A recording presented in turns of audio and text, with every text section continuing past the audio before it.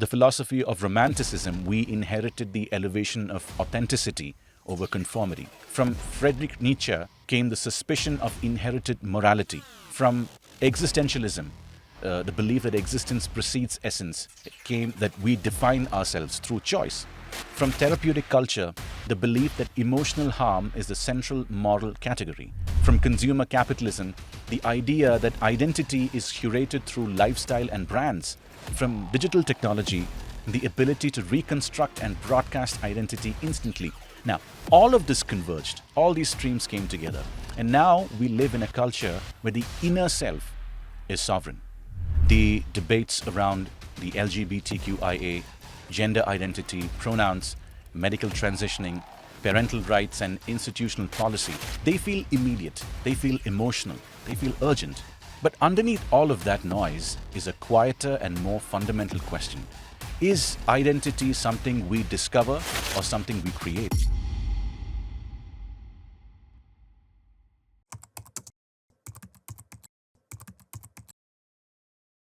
Welcome back to the Let's Reason Together podcast, where we discuss some of life's most pressing and hardest questions.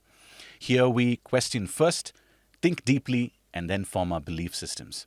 I am your host, Vishal Abraham, and let's get into our episode today.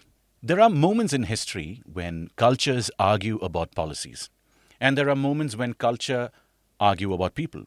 But every so often, a culture argues about something deeper, and that is about what a human being actually is. And I believe we are living in one of those moments. The debates around the LGBTQIA, gender identity, pronouns, medical transitioning, parental rights, and institutional policy, they feel immediate, they feel emotional, they feel urgent. But underneath all of that noise is a quieter and more fundamental question. Is identity something we discover or something we create? Is the human person a creature with a given design, embodied, limited, relational, or are we fundamentally self-authored beings whose inner sense of self overrides biology, tradition, and inherited structure? That is the real debate, and it's not small. Because how you answer that question determines how you think about medicine, how you think about education, how you think about law, about children, about freedom, and even how you think about God. Now, before we go further, let me say something very carefully. This, again, is not an episode about attacking individuals. It is not about dismissing the pain of those who experience gender dysphoria or same-sex attraction. These are real. Confusion is real. Alienation is a real thing. What we are examining is the philosophical shift that now frames those experiences. A shift from identity as received to identity as constructed. A shift from embodiment as meaningful to embodiment as something which is negotiable. A shift from freedom as participation in design to freedom as self-invention. And the reason the LGBTQIA conversation has become the flashpoint is because it is the place where the shift becomes most visible. In our first episode, we spoke about a larger chain of moral failures that leads to abortion, even before abortion is considered, and abortion is the most visible one. Similarly, there are a lot of deeper philosophical, there are a lot of deeper crises and questions that are underneath all this, and LGBTQIA becomes the most visible one. When someone says, that is not merely a personal narrative, my internal identity defines who I am regardless of my biological sex. When we say that, it is an anthropological claim. And when institutions are required to organize themselves around that claim, we are no longer dealing with private belief. We are reshaping public reality. So today, we're going to slow things down. We're going to move beneath slogans. We're going to ask first principle questions. What is a human being? What is the relationship between desire and truth? What authority does the body have? What happens to a society when identity becomes self-authored? And what does the Christian worldview mean when it says we are created male and female?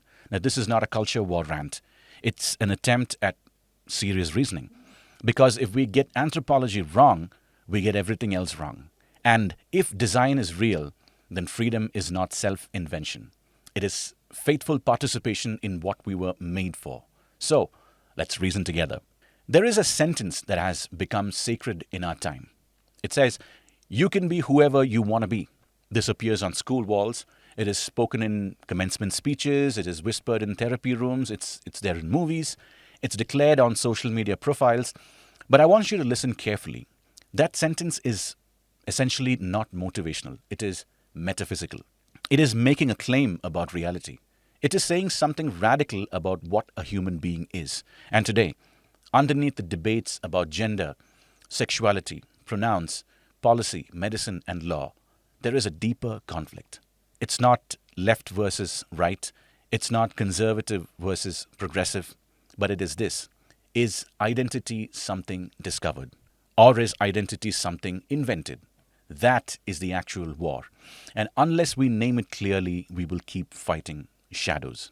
Now, the dominant moral framework of today's world, and we see that in India as well, is what philosophers call expressive individualism. This philosophy is not new. It evolved over time. And the evolution is like this. From the philosophy of romanticism, we inherited the elevation of authenticity over conformity. From Friedrich Nietzsche came the suspicion of inherited morality. From existentialism, the belief that existence precedes essence, it came that we define ourselves through choice. From therapeutic culture, the belief that emotional harm is the central moral category. From consumer capitalism, the idea that identity is curated through lifestyle and brands. From digital technology, the ability to reconstruct and broadcast identity instantly. All of this converged. All these streams came together. And now we live in a culture where the inner self is sovereign. The deepest moral command of today is be authentic. And the worst sin of today is deny someone's self-expression. Now understand something important. Expressive individualism did not begin as rebellion. It began as liberation. Women pushed back against suffocating roles. Minorities resisted unjust hierarchies. Sexual minorities demanded dignity. Those protests corrected real injustices. But somewhere along the line, the project shifted. Instead of reforming unjust systems, we began redefining human nature itself. Liberation became metaphysics. Let's define certain things carefully, because definitions are important. So we look at what gender fluidity is, queer theory is, and posthumanism is. Gender fluidity claims that gender identity is not permanently tied to biological sex. Now, gender is usually considered as a social construct, right? What your culture, your traditional values define. And sex is in its many ways biological, the physical traits, the chromosomes, and so on and so forth. Gender fluidity claims that gender identity is not permanently tied to biological sex. It argues that internal experience of gender may shift. It may not align with the body and may resist binary classification, that is, male and female. The philosophical claim underneath is this. Gender is primarily psychological and social and not biological. That is a serious claim and it requires serious engagement. We are familiar with queer theory. Queer theory goes further. Emerging from post-structuralist thinkers like Michel Foucault, it argues that categories such as male, female, heterosexual, and homosexual are historically contingent constructions tied to systems of power. In this framework, norms are not neutral. In this framework, categories regulate behavior. Stability is portrayed as control. Therefore, destabilizing categories is an act of resistance. The aim is not mere inclusion within existing structures. It is the interrogation of the structures themselves. Queer theory does not merely widen the box, it questions whether the box should exist at all. And now we move to something even broader, which is posthumanism. Posthumanism challenges the idea that there is a fixed human essence. Philosophical posthumanism critiques the Enlightenment humanism, which is the idea of a rational, stable, universal human subject. And technological posthumanism, often called transhumanism, envisions enhancing, redesigning, or transcending biological limits through biotech, AI integration, neural augmentation, and genetic engineering. The shared assumption is human nature is plastic. The body is modifiable. Limits are obstacles to overcome. If you combine expressive individualism, queer destabilization, and posthuman technological optimism, you get this, that the self is the sovereign. Categories are optional. The body is editable. Nature is negotiable. This is the intellectual climate where we find ourselves in. Here is the philosophical center of the debate. The modern identity or the syllogism goes like this. 1. I experience a deep internal identity. 2. My deepest internal experience reveals who I truly am. And 3. Therefore, my internal identity defines reality. So now notice what happened. Desire moved from being something to interpret to being something that defines. Historically, moral traditions distinguished between desire and truth. Moral traditions distinguish between impulse and telos. Telos means purpose. Desires were powerful, meaningful, but they were not ultimate. Now, today, desire is treated as epistemically sovereign, which means it goes to the core. It defines who we are. And once desire becomes ontological, once it becomes tied to our very existence, disagreement becomes a denial of existence. This is why debates feel explosive, because identity is no longer a claim about behavior, it is now a claim about your very being. Let's bring this down to earth. Imagine a 15-year-old boy or girl, socially anxious, spends hours online, feels alienated, struggles with body image. They encounter identity discourse on social media, and that's very, very rampant today. They see influencers discussing gender fluidity. They see affirmation. They try a different pronouns set online. Positive reinforcement follows, peers affirm, teachers comply. The identity stabilizes through social validation. Now, let's pause. This does not prove insincerity, but it does raise a question. Adolescence is neurologically volatile.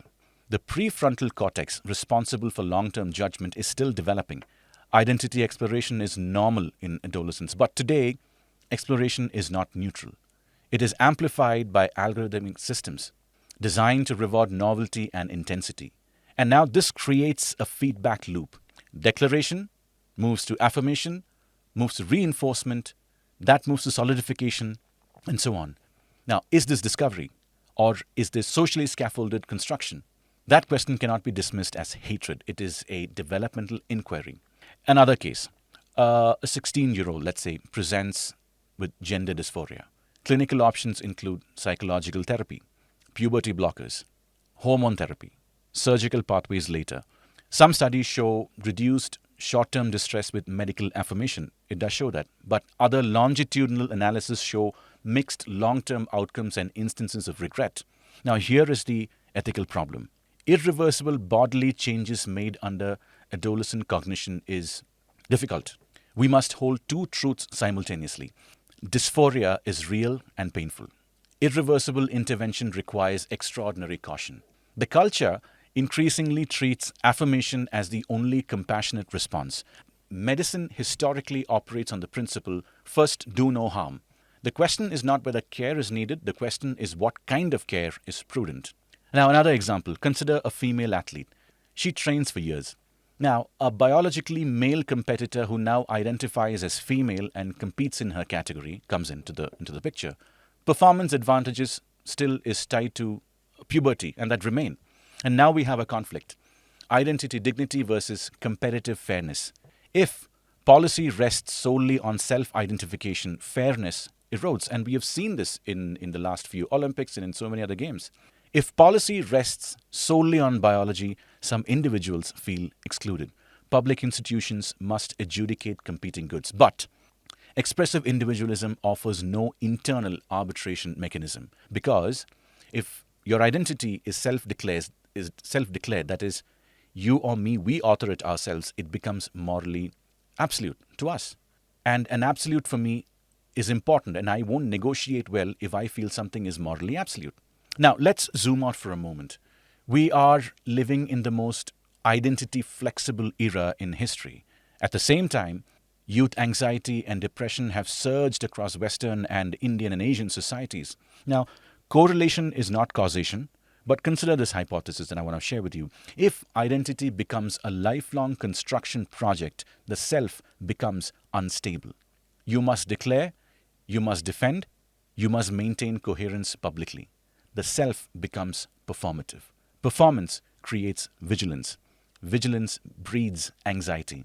The promise of liberation becomes the burden of self-authorship. The Christian worldview begins somewhere fundamentally different. You and I, we are not self-originating. You are created. In the book of Genesis, it says, male and female, he created them. This is not social commentary. It is ontological structure from the beginning itself. It says, sexual difference is embedded in creation's design. Not every cultural stereotype is sacred, but the categories themselves are not arbitrary. These categories are oriented towards, let's say, reproduction, towards kinship, complementarity, towards covenant. The Christian worldview or its anthropology says identity is a gift before it is a task. You receive yourself before you shape yourself. Freedom is not infinite plasticity. Freedom is participation in design. Now, here is the paradox. A culture built on autonomy increasingly punishes dissent. Teachers are now disciplined for pronoun hesitations. Clinicians investigated for cautious approaches. Parents are sidelined in school decisions. Pluralism requires space for disagreement, and when debate is labeled harm, discourse collapses. And formational institutions, lose trust. Now, there are a lot of civilizational consequences of it. When male and female cease to be stable categories, marriage becomes contractual. Parenthood becomes technological. Reproduction becomes optional. Fertility rates decline dramatically in highly individualistic societies. Demographic aging accelerates. Intergenerational continuity weakens. Again, these are not single or monocausal, but civilizational patterns follow anthropological assumptions. If the individual is ultimate, family becomes secondary. If family weakens, society thins. Civilizations do not collapse dramatically. They fragment quietly. And this is an attack, like I had said earlier, on, if you remember the first episode, we spoke about 3 pillars, foundational pillars of a world: life, design, and order. We saw how abortion is, when taken together, systematically seeks to destroy life, right? Design, in this manner, when it is argued that you can choose, you can become whatever you want if you can augment your body, it is a distortion of actual given design. Now, Romans 1 describes a pattern. Exchanging created order for self-definition, that elevated desire. There was a time when people exchanged what was given to them in exchange for defining themselves and what they felt is right. It elevated desire. It experienced fragmentation. Now, whether one reads that theologically or metaphorically, the pattern is recognizable. When the self becomes ultimate, worship starts to shift inward. Autonomy, the ability to make decisions on our own, becomes sacred, and sacred autonomy tolerates no critique. The Christian worldview here proposes something heavier but steadier. It says you are created in the image of God, that you are given a body, that you are embodied on purpose, that you are called into covenant. You are formed through discipline. And here's something which you can think about. Identity is not performance. It is a pilgrimage. You can be whoever you want to be. It sounds freeing. If you must invent yourself, anchor yourself, defend yourself, and stabilize yourself, that is exhausting. Now here is the measuring line.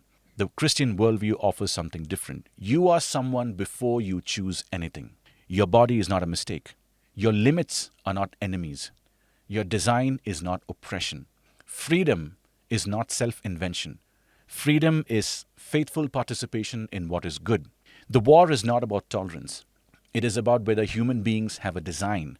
And if design exists, then the task is not reinvention.